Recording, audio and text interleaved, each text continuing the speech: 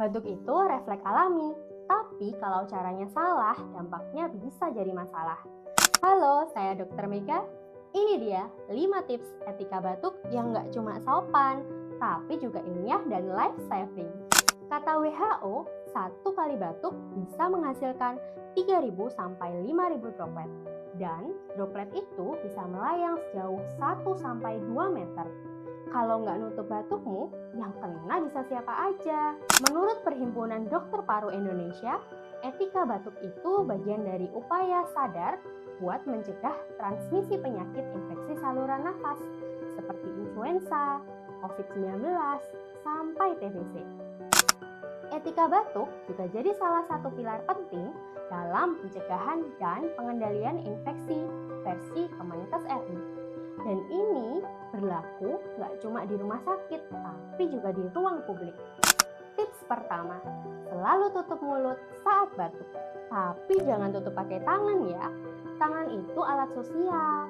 Kita pakai buat salaman, buka pintu, pegang HP.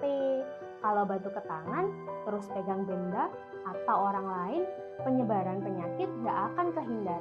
Tips kedua, langsung buang tisu habis dipakai. Kalau pakai tisu sekali pakai, langsung buang ke tempat sampah tertutup. Tisu bekas batuk itu bisa jadi media penularan penyakit, terutama kalau ditinggal di meja atau di saku.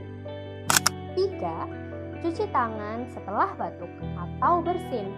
Kalau terlanjur batuk ke tangan, segera cuci tangan pakai sabun. Hand hygiene adalah salah satu intervensi paling efektif mencegah penyebaran infeksi saluran nafas. Tips keempat, pakai masker kalau batuk terus-terusan.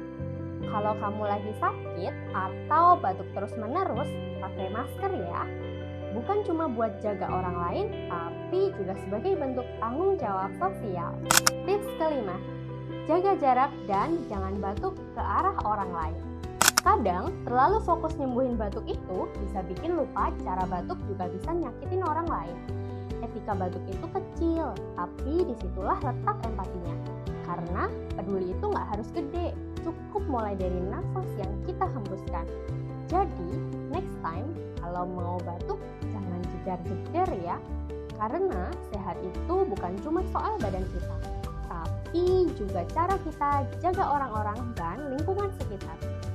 Follow kalau kamu mau terus belajar hal kecil yang berdampak besar. Dan share ke teman-teman kamu biar makin banyak yang tahu dan makin banyak yang sehat.